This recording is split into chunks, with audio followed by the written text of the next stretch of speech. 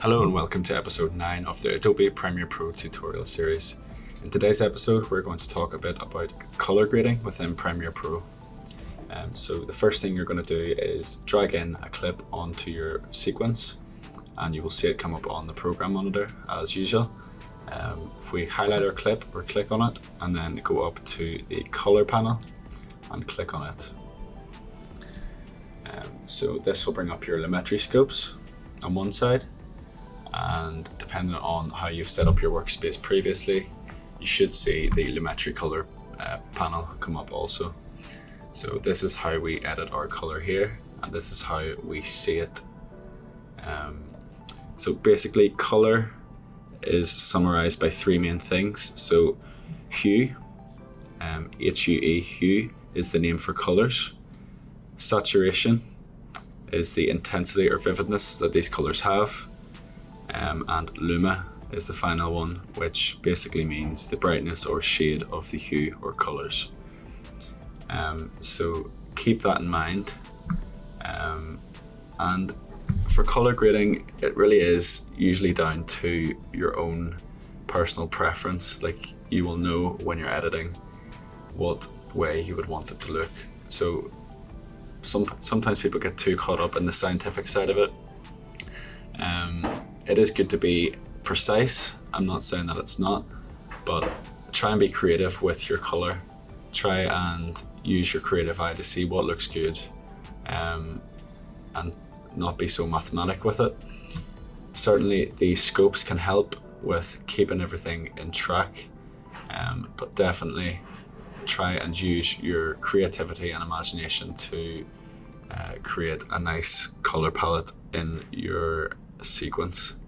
So firstly, exposure. So as you see the exposure going up and down, the lumetri scopes will follow.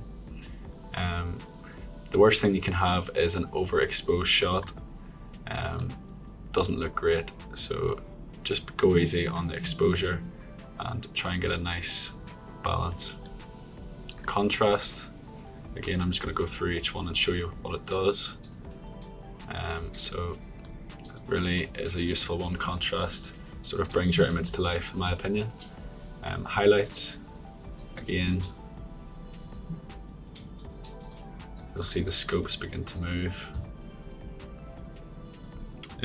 A good workflow to follow for color correction is correcting your exposure first, so making sure that's on point.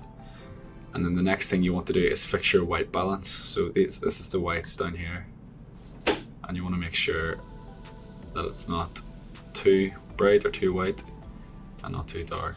You want your whites to be visible but not overexposed. Another tool that I think is quite handy and important within the Premiere Pro setup for color grading is the white balance. So if we open it up just here and click on our white balance selector and then click on a neutral white on our sequence, it will adjust the white balance automatically. So we don't have to do that ourselves manually.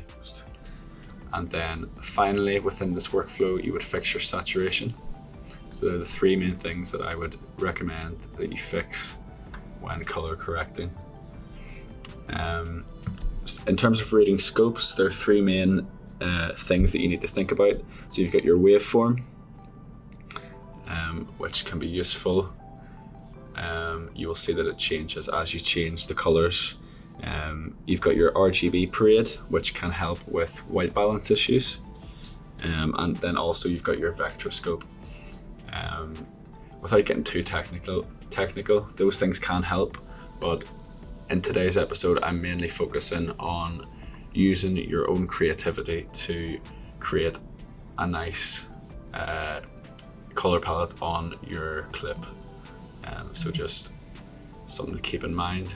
You've also got your vignette at the bottom, which you can apply.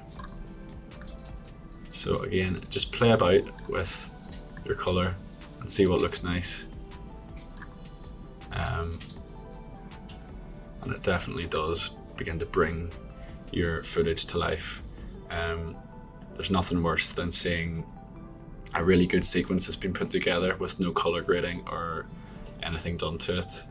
Color grading is very important to bring any sort of video to life, whether it's a cinematic video or a sort of client video, a corporate video for advertising, and all aspects of videography or video editing.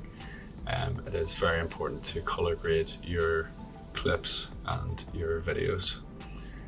So that's all I'm going to talk about for today's episode. Any questions, please leave them in the comments section below, and please look out for my other tutorials, which will be on the ProfileTree YouTube channel. Thank you very much for listening today. I hope this helped, and yes, please leave any questions in the comments.